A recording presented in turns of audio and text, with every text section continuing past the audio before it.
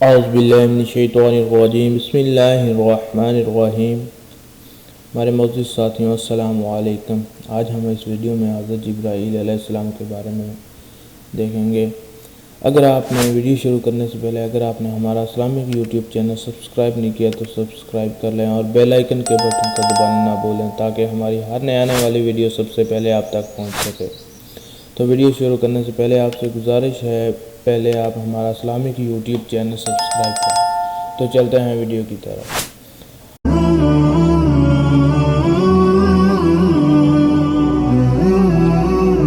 حضور صلی اللہ علیہ وآلہ وسلم نے ایک مرتبہ حضرت جبرائیل علیہ السلام سے پوچھا، اے جبرائیل علیہ السلام، کبھی تمہیں آسمان سے مشقت کے ساتھ بڑی جلدی اور فوراً بھی زمین پہ اترنا پڑا؟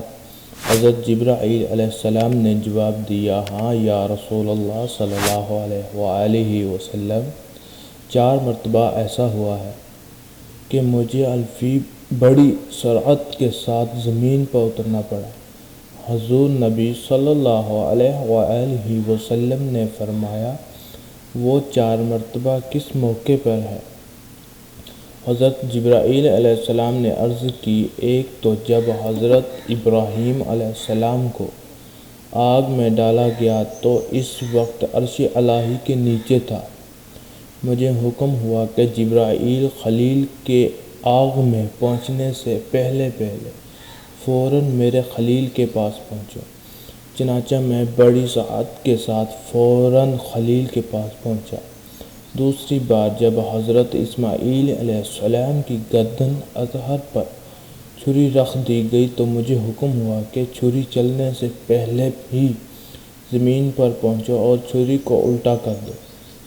چنانچہ میں چھری چلنے سے پہلے ہی زمین پر پہنچ گیا اور چھری کو چلنے نہ دیا۔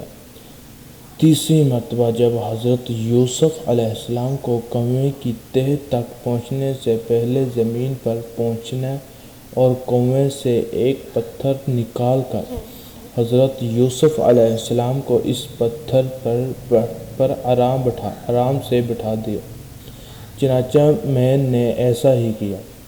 اور چوتھی مرتبہ جب یا رسول اللہ صلی اللہ علیہ وآلہ وسلم کافروں نے حضور صلی اللہ علیہ وسلم کا مبارک دانت شہید کیا تو مجھے حکم الہی ہوا کہ فوراً زمین پر پہنچو اور حضور صلی اللہ علیہ وسلم کے دانت مبارک کا خون زمین پر نہ گرنے دو، اور زمین پر گرنے سے ہی میں وہ خون مبارک اپنے ہاتھوں میں لے لیا۔